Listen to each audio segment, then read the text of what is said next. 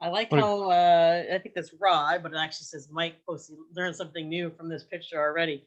I said to team posted this GIF and I said to him, so that I never knew how a lock worked, and I said that's pretty cool. And then we got into whole how you can pick it, and things got a little crazy after that. But I was grooving to how much cooler I am online. So that's uh, why we picked it this week. It's like our theme song, don't you think? yeah, that's what we're gonna all tell ourselves. Welcome everybody. We really appreciate you taking time after a long day in front of a computer with your students, taking the time to join us again, here to share some thinking and look at some resources, and ultimately just the idea that we are it really is too much work for one person, and that the more we can work together and collaborate and share resources, the better off we are going to be, as well as our students. So thank you for joining us.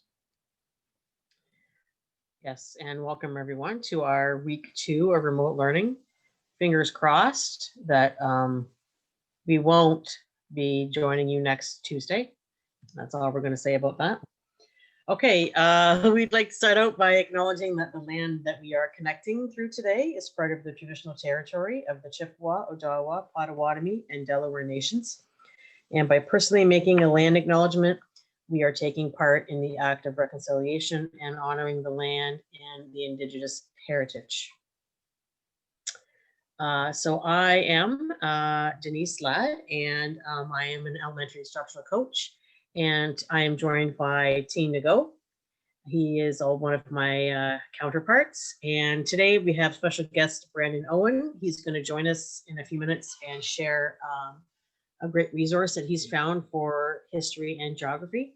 And we also have Nastasha Lovell. She is a virtual teacher at the Blenheim site at the high school in Blenheim, intermediate teacher, and she's going to offer some insight from anything that we basically want to know, and she's experienced. She'll share with us.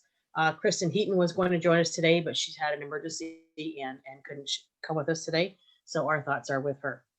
So normally Tina and I start the session out by sharing our information, and we kind of keep the questions till the end. So we thought this time around we're going to switch things up. So we're just wondering if anybody would care to share something that they're good news they've shared, some great experiences they've had this week, any questions that they have. This is a Yeah, I normal noticed Zoom that. session. Sorry, team. Yeah, And so yeah, people I noticed that there's a few new guests with us this week. So if you are new to joining us, thank you for coming. And also, we try to keep it pretty freewheeling. We want to keep our discussions as organic as possible. So yeah, we thought that it would be nice to give an opportunity to kind of just share what's on your mind.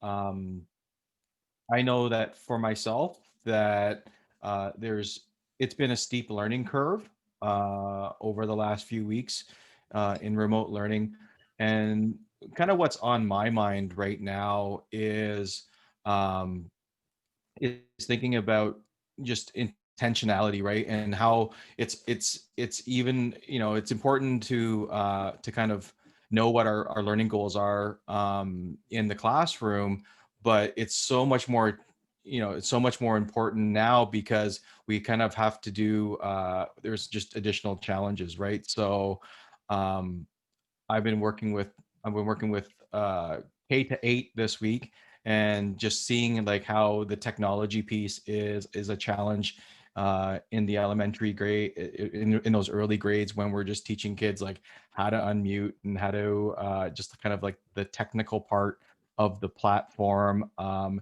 just the importance of really like uh, of expectation setting too, is that getting kids to collaborate online, like we've been working on collaborative Jamboards and collaborative slide decks, and just how much of that stuff that we take for granted in terms of like setting expectations and letting kids know, okay, so when you're working on a slide and that slide is owned by somebody, that we make sure that we move to a different slide. Just all those kinds of things are very nuanced and have been really interesting for me. Mhm. I've noticed there seems to be a lot this time around with remote learning. those don't seem to quite be as big of hiccups as they were the first time around. Like students are, they have a problem, they ask for support, we fix it, we don't fix it, we find it a go around for them. And it just seems to be a lot less hurdles kind of in the way we're a little bit more relaxed, I think, with online learning. Yeah, see, there's definitely been a lot of capacity built. I saw Diane has a question from the chat here. Audio failed for EA on Monday and for some students on Google Meet. Hard to share screens and monitor chat. Um, yeah, and Nastasha, you had some good feedback there, some good ideas for how to address that. Um, Yeah, I just either a split screen or possibly using two devices. I know it's not always a possibility, but you can split your screen. What device are you using, Diane, at home? A laptop, a Chromebook, or iPad?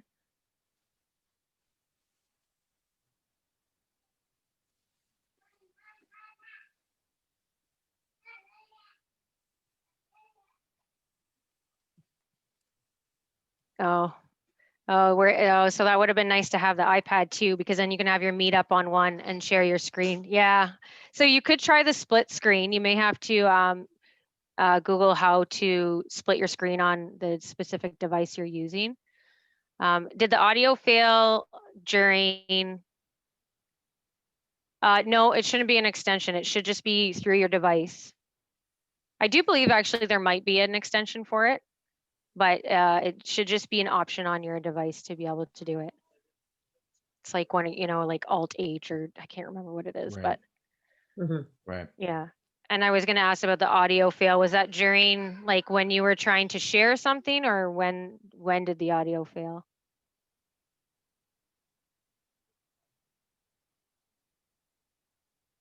Okay. I know sometimes the audio fails like if you're in another meet. So because I have two classes, I go from 7-8 to grade 4. So if I'm from my 7-8 and I go to my grade 4, if I exit my 7-8 meet, I lose audio on my grade 4 meet. I have to log out and then back in. It's weird and I don't know why it does it, but you just log out and back in. That's always like the first go-to for the fix. Anyone that can't hear, log out and back in, log back out, turn it down. So we just kind of explicitly teach those kind of work-throughs so that they could just do it automatically if they're having issues. Oh, I had that happen to okay. me a few times this week. It would say my mic's not working because the meet I'm trying to join is too large. And I just would wait a couple minutes and sometimes it would fix itself, or sometimes I'd log out and log back into the meet again and it would fix. Yeah, there's also been some there's been some technical glitches just with the sheer number of students logging, just with the number of people using Google Meets and Google services, and even the internet service providers have brought up that just a lot of the capacity is being overwhelmed by the number of people online at the same time. So yeah, kind of those logging in, logging back out types of things are often we'll fix that. I see Wendy's here. I'm hoping Wendy got her Google Meet issues resolved by scheduling them in her calendar. There's one interesting point I found out from my students this week is that many of them do not know how to write or send an email. Ah, So, for example, if they're trying to contact their teacher through a certain thing, so for example, I use Seesaw, so they cannot directly contact me through Seesaw. They can only like leave a comment under an activity.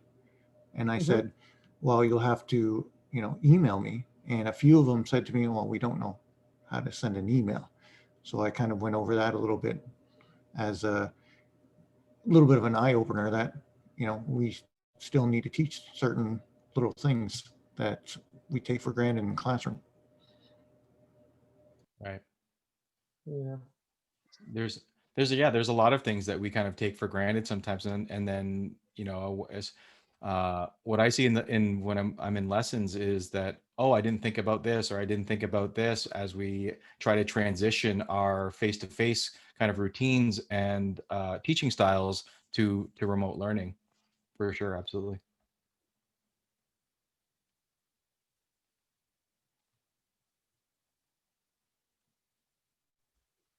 I see Wendy is sticking to just resetting the link meet. I'll touch base with you, Wendy, and see if we can't get that fixed. Yeah.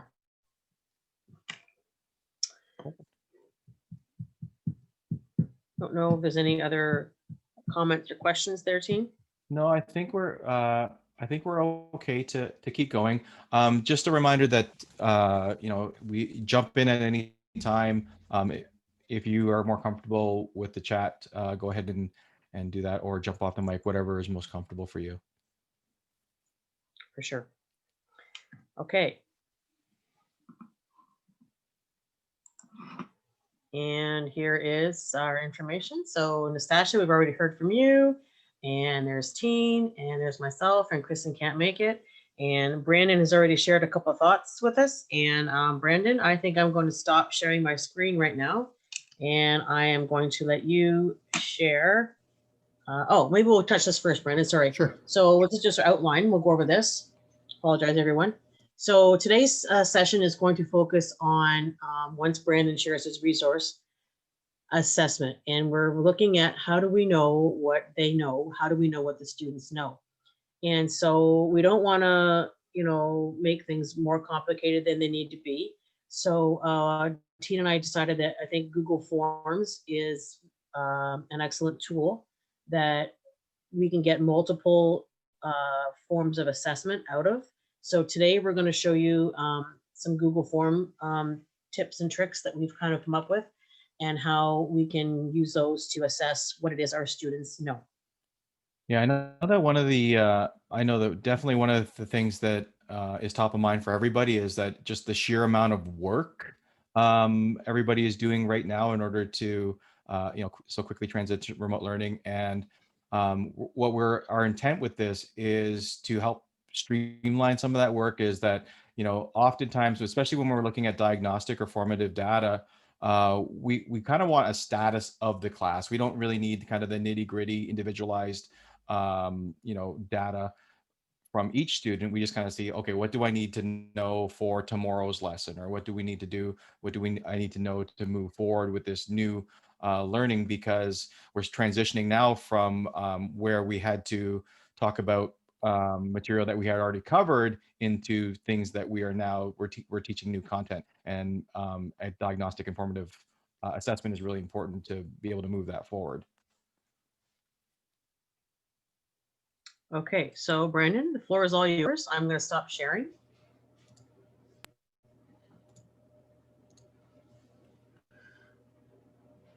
Yeah, Forms is great for getting that understanding. Even using for like a little bit of data talk, I used one of Joe Bowler's talking about seasons, and I started with a Google form and asked my kids what favorite seasons they enjoyed, and then I used the circle graph for them to assess and see what they noticed. So talking about keeping things simple and using things that people have already kind of set up, our principal sent out about the outdoor ed money and then provided some links. So Matt Sanders sent out a link and then was forwarded by my administrator. And so then I was looking down his website for, helpful things that we can use. And I came across this resource about the 19th century life in Lambton County. And it is a well set up hyperdoc by Lambton Heritage Museum. And Colleen has set this up. And she's got 5 activities that she put together on it. And she even has put her voice to it. So for people that might have some difficulty reading the text.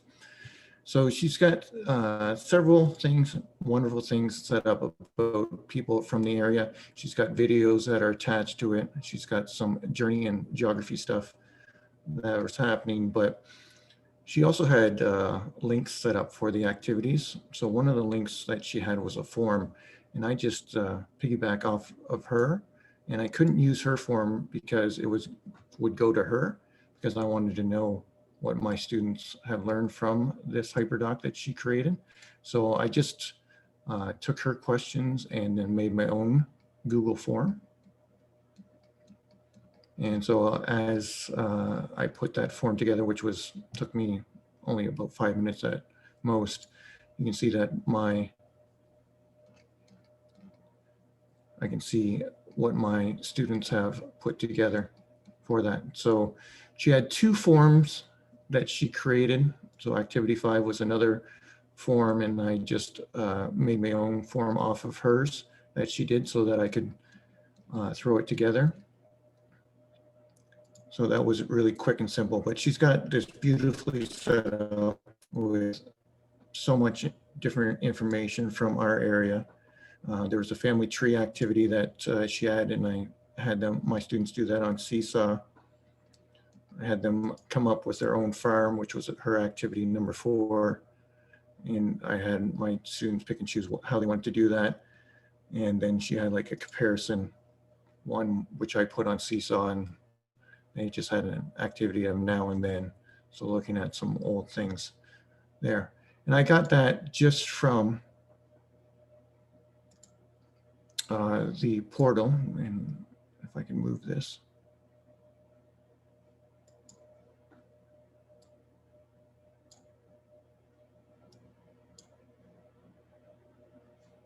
Sorry, get rid of that.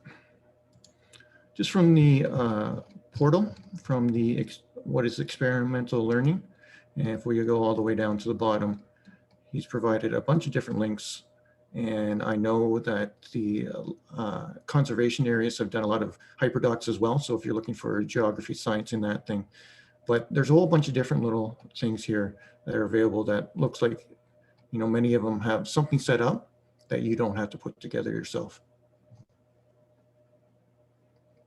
And that's about it for me. That's great, Brandon. Thank you. And So we're going to go into a little bit more. If anybody's wondering about Brandon putting together his own Google form, we're going to kind of walk it through that a little bit, show you how that, you know, it's a pretty simple process once you get the hang of it.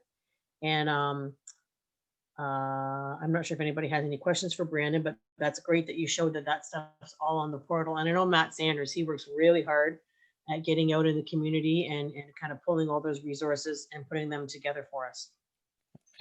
Just a note for anybody who's unfamiliar, we share all of we have an ongoing file called our show notes, where we keep all of the links in that. Anything that we share in the session is linked in our show notes, so you can go back to right back to last year. So we still have all of our sessions archived from the spring as well.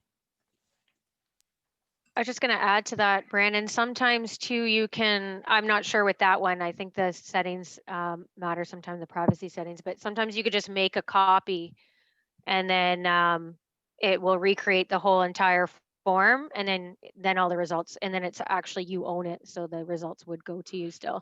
I know I've shared some forms with other teachers, and just as long as they make a copy, then it works that way. That's good to know. I didn't know that. Okay, thank you, Brandon. And that looks like it's something that your students really enjoyed. It was kind of like more or less as hands-on as they could get on a field trip, kind of, sort of, but. yeah, and I'm really trying to get, like, there's a lot of different things coming up that I'm trying to, I guess, use other teachers to promote. Like tomorrow, Gretchen has a presentation that I'm going to get them involved in, an Indigenous one. And that's K to 6 and then 7 to 12 tomorrow. And, you know, exploring by the seat of your pants, I'm using some of those ones too. So trying to get other experts involved. Perfect. That's great thinking.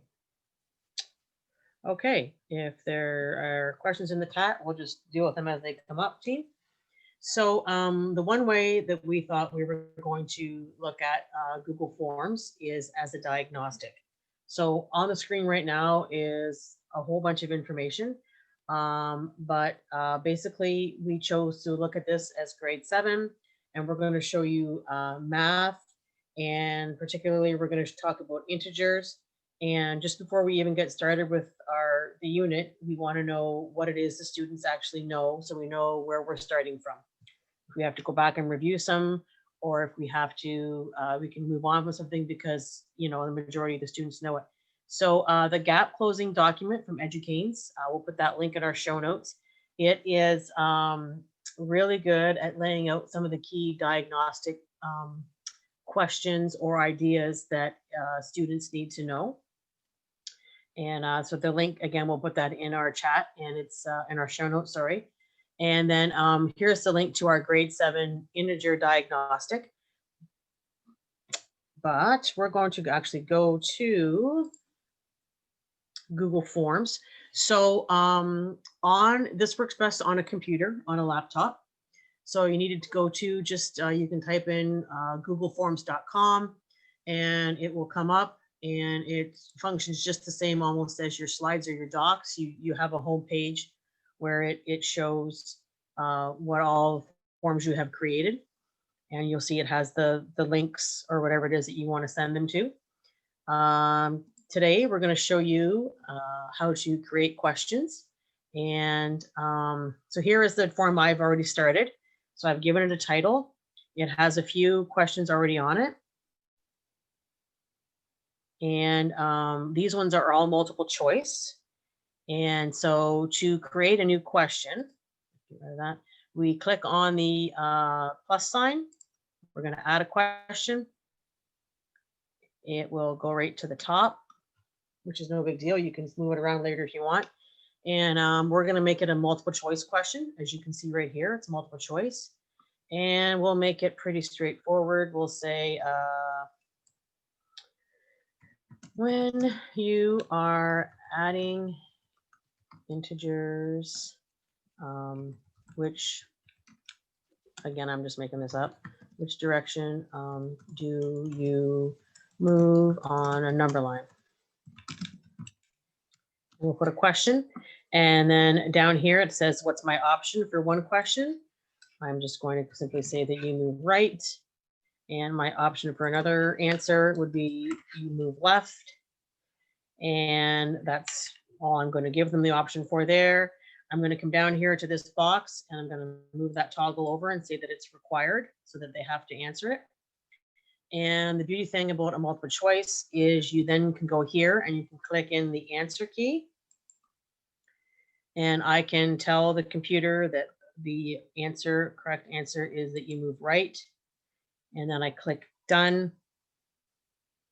And it has now, this is a question that's going to be on my Google form, and it will mark all of my questions for me. So I've made them all be multiple choice, and I've made them all required, and I've included the correct answer for all of my questions.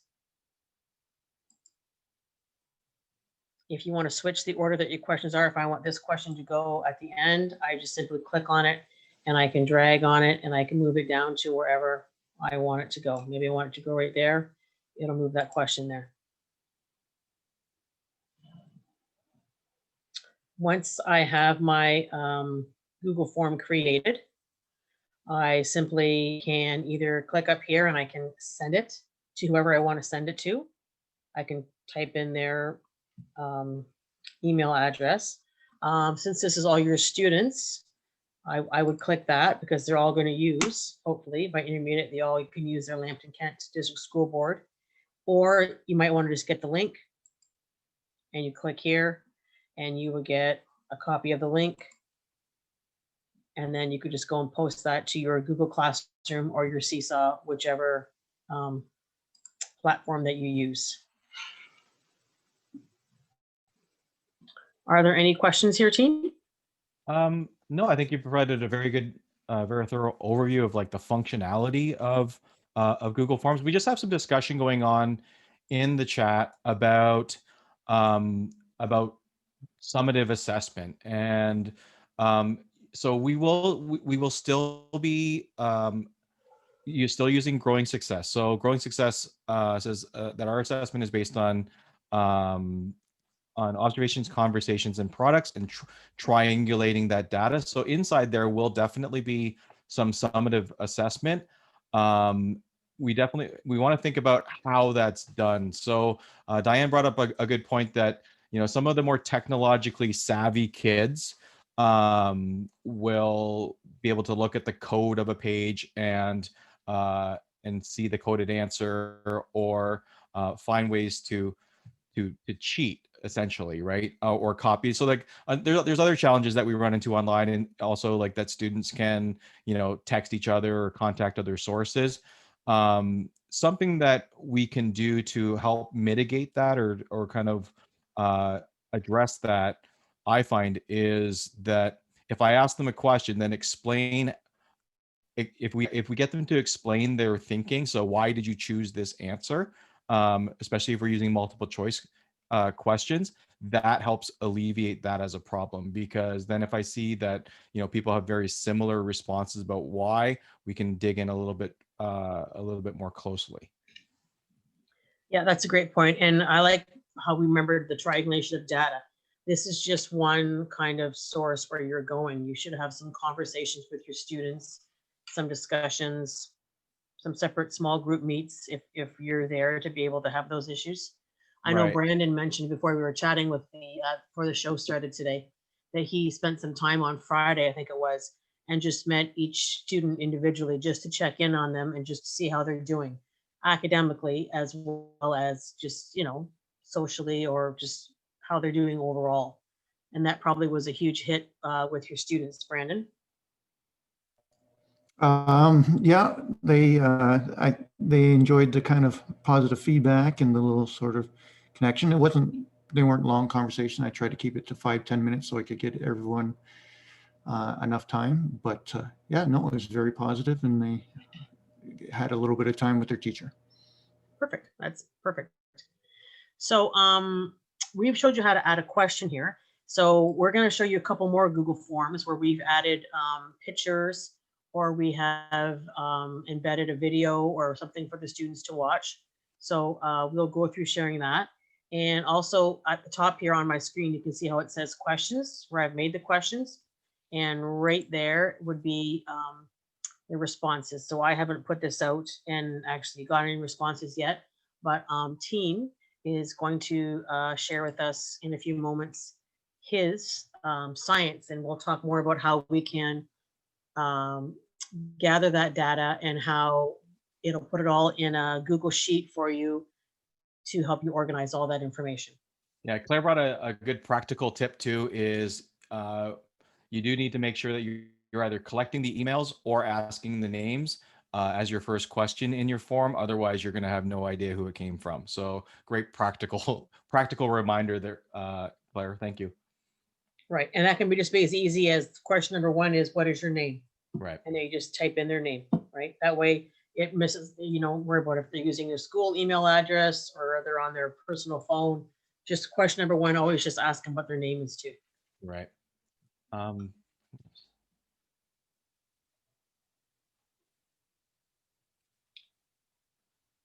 Okay. So in this example here, actually, I'm going to see. While you're doing this, team, just talk about your little trick there that you have. Oh, so yeah, we shared this in a previous session, but this is called pxKeystrokes. It's a free utility that just gives me this red highlighter. It shows when I'm cursoring up and down, as well as I don't have it on the screen right now, but there's a box that shows typing as well in larger letters. Kind of just a good tool for visibility and helping when we're trying to point things out online. So here's an example of where we could pull in do a diagnostic in terms of science. So in grade 7, we're looking at understanding matters and energy, then looking also at pure substance and mixtures. So you know, the thing to keep in mind is that these aren't going to eliminate teacher discretion, right? We still are going to have to look at, not every question fits being a multiple choice question. So we still will have some open response type questions where we're going to go in and look at kind of just what do kids think about this. So these questions I took right from the curriculum. So when we look at the details here, the specific expectations, terms, all those things are things that I just took right from the curriculum and put them into the Google form as questions, because we don't want to reteach things that kids already know. And this will give us a really good sense of, like, as a class, what do kids know about this? So again, just another form the kids are going to go through, and they're going to complete that. What's valuable for us, though, is when we get their responses. So we're not going to dig deeply into this today. Is that you can weight questions in your form to have different values. I just weighted everything at 0 today, and this is the nice feature that you're going to get in your report here. So I've gone to responses, and I get this frequently missed question. So, that helps us focus on, what is it as the class? What do we really need to take a closer look at? I can look at their open responses kind of all in one spot here and get a sense of, okay, do kids understand, what a mixture is, or what a pure substance is? We can do a quick assessment on, do they know that? And we get that in a visual way. And what I've found often useful too is actually just sharing this back with the group, with the kids, and saying, okay, so like these are some of the things that we found out here as a group that we need to take a closer look at. And then it's interesting to actually do a pre and post sometimes. And that's a good way to say, okay, have we made some gains here? So I like how on this one, team, we're talking about how, so not all of your multiple choice questions. So can you go to one that was a short answer question and just let us be able to see? So I think a pure substance is, and then we get a little snippet of their responses.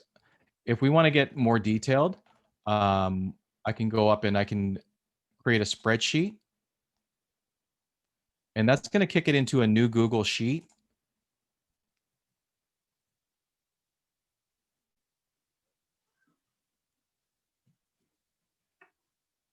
And what I like to do, to make these a little bit more readable, is I go to Format, Text Wrapping, and then I wrap it. And then so Claire's tip, I like Claire's tip of like the name, so we could have the name right here, and then we could look at their responses, and we have kind of all our whole class data all in one spot. And it's a snapshot, right? It's something that we're going to use as our as the only assessment data we use, but it's definitely going to be helpful for where we might go from here.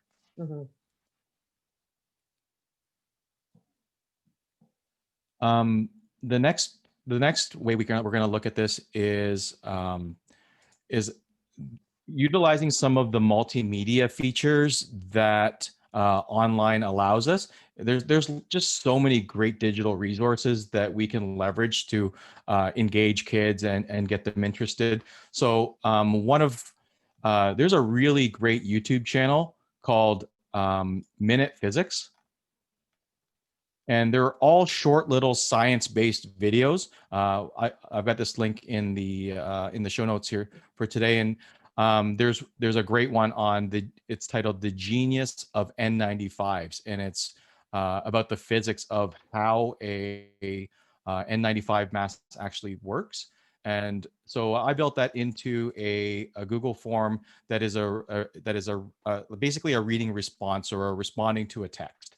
So in this question here, you can really kind of structure it like kind of like EQAO, good and bad. There's definitely some things that we can take from the structure. So they typically have a text, so kids can go on, and I can just if I want to add a video to a form, I can click on this add video. And then one of the limitations is it only allows for YouTube right now. So if you can find something on YouTube that is useful, you can embed that right into the Google form. So students would go and watch this video, and then they're going to complete a reading response here, where I'm going to ask them, the title of this video is "The Genius of N95s," why do you think this is an appropriate title? Use specific evidence from the text and your own ideas. So that type of thing. And then we can do some questioning around comp. So, do they have an understanding of what's happening in the video? We can also do some word study. So for example, here, I've included a question where the word caveat is used at 4 minutes and 10 seconds. And what word best fits as a definition for that question. So big idea here is get creative, right? Is that you can add images, so we can do a notice and wonder. If you want to add an image of maybe like a global warming or the Pacific garbage patch. Those types of things really kind of engage kids. And as soon as if we can get them curious, then they're going to be much more likely to kind of stay with us. And I do like how Google Forms takes everything and it's kind of compiled in one central location. When you push out a Google Doc to them all on Google Classroom and they all resubmit it back in, it's all there and it's handy, but you need to go in and click on each student's work to actually see what's going on. And that does have the time and place for it. But these are just some quick, easy assessments that are like snapshots, either what they already know, so we know where to go to, or, did they understand what's been talking about? So we've talked about it as a diagnostic. We've talked about using them as kind of a formative assessment here with the reading response. Kristen, could you come on the mic? She says that they're doing data right now in her class, and she says that she uses them as kind of check-ins or exit slips, I think, from like today's work. And then tomorrow she actually takes the graph and she shares it with the students, and they kind of interpret the graph together. Yeah, so in my classes, we do our regular work, we do our learning, we do, kind of our hooks on what learning we're hoping to achieve in the day. And then usually the next day I do it as like a beginner check-in. I do like a forms exercise. And then based on the data that we have, we analyze the graphs because that's what we're doing. So, and part of the curriculum is to analyze graphs and data and draw conclusions. So I use our own data that we collected about our own learning to talk about where the gaps are, where we need review. It's also a great opportunity to go over the concepts, like, so what was missing in this question, that why, only 52% of you got it correctly. So it's just kind of a good way for them to take up our work essentially in some way while analyzing data. So it's kind of like a win-win in some ways. So.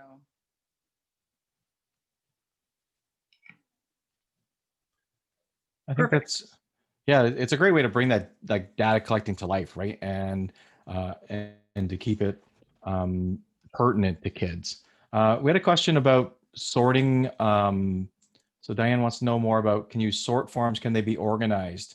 So Google Forms are, they can be put into folders in Google Drive, just like all your other files. So you can sort and organize them that way. I wasn't sure about what you meant by sorting, Diane.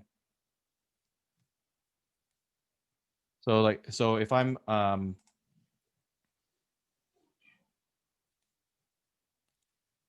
the one thing that's great about Google is, so they all have their own little icon. So if you're in your Drive, the little blue piece of paper is a doc. The little orange picture looks like it's like a slide, and the Google Forms would be purple. The Google Sheets are green.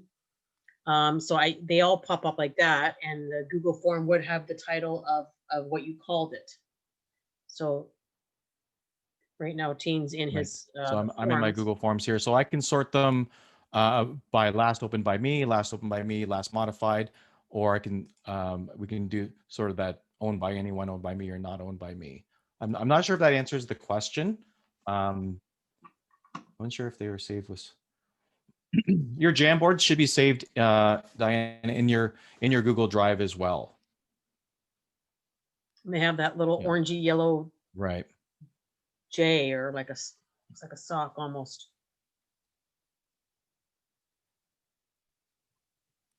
Teen, you're brave. We're gonna see inside your drive. Mine's a mess. I wouldn't be showing mine That's right okay. It's a hot mess. There's now. Mhm. just like everybody's, there's just all kinds of stuff everywhere. But because for me, I don't organize them. I make the titles searchable. So like I put in things like date or teacher that I'm working with or idea. So I don't actually spend a lot of time organizing them because I find that searching is typically faster for me. But everybody's got their own way. Yeah, but you're right. So like there's where you're talking about each file type shows up as a different icon.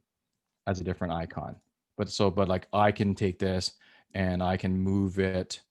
I can show where it's currently located. I can move them around. So this is my quick access. If I wanted to go down here and say I've got this. So here's an icon for Jamboard right here. If I want to move that file to another folder, I can use that move and then move it to or create another folder if I like. There's a way to keep And those from here, things you can organized. also quickly pick whether you're looking for a Jamboard or you're looking for a slide Right. or you're looking for Right. a sheet. That's in Yeah, that little drop down. Yeah. I've been using a lot of this priority and then setting up workspaces. So these are different teachers that I'm working with, and then I just keep the slide decks and the Jamboards and all the files that are related in that workspace. And then when I'm done with them, I just archive them. Right. And you're right, Diane. It does very quickly. Your Google Drive seems to become kind of a mishmash because all your students' work, it's going to show up in your drive as well. It's supposed to all go to a folder, a nice organized folder, though we've been finding lately that doesn't seem to be happening. Sometimes it does just kind of go all willy-nilly.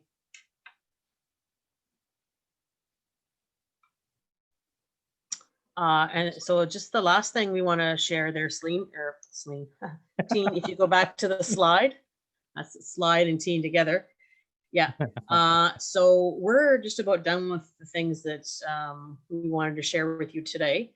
Pam Gallant has been working very hard, and she is the one that did all of our sessions where the progress reports were due. She has been working very hard now, and she has a couple sessions coming up about Aspen and the report card program writing again for term 1. So the first one that she has is coming up on the 21st, this Thursday, and it's at 3:30. And there's the Zoom link for it, and we'll put that also in our show notes and the password. And she works really hard, and she just is not afraid of the program. She just gets in there and she's been playing with it, and she's got all kinds of tidbits of information to offer to us. And if you need to, there's a blog right there to go back to for some more details and other resources that she has put on. Yeah, we've got a we got kind of a sneak preview of the resources that she's constructed to support teachers with writing report cards in Aspen. I know that it's definitely it's a friction point, that it's been something that has been a challenge this year. So she's working really hard to try to reduce that friction. Her videos are very very detailed and will definitely help try to get the problems out of the way before you kind of run into them. So I would really encourage those of you that are available to attend and kind of check out the work that she's done. And there is something in the chat. I believe she does have a PDF and like kind of a manual go-to thing. And I think it might be the same one as was out during progress reports, but it's a live document. She keeps adding to it. So if you go to the blog, you'll find that if you just printed it off last time or you saved it last time on your own device, then obviously you're not going to get any of the updates that she's made to it. But if you go to the blog or to the program website, you'll see that all the new information that she's added will be there. And I'm sure she'll share that link at the session on Thursday night. Right. I'm just checking. Yes. So if no one has any more questions, I think that is just about all that we have for today. The blog. I will go to the blog. I think that's That's Yeah, still- head over to the blog. It's the newest post on there. Yep. Take a look through there. Okay. Thank you to everybody for sharing and joining us today. We hope that this session has been useful. You guys have been working incredibly hard. Give yourselves a pat on the back. You should be very proud of the work that you have done for our kids and families. It's been amazing. Totally. And I want to thank Brandon and Nastasha for coming today. Again, your expertise and your experience is very helpful to some. Oh, and we are, And keep working hard, everyone. There's our show notes link. I'm Yep. gonna Link in the chat. If somebody wants to grab that. copy that link. I'll just post that in the chat.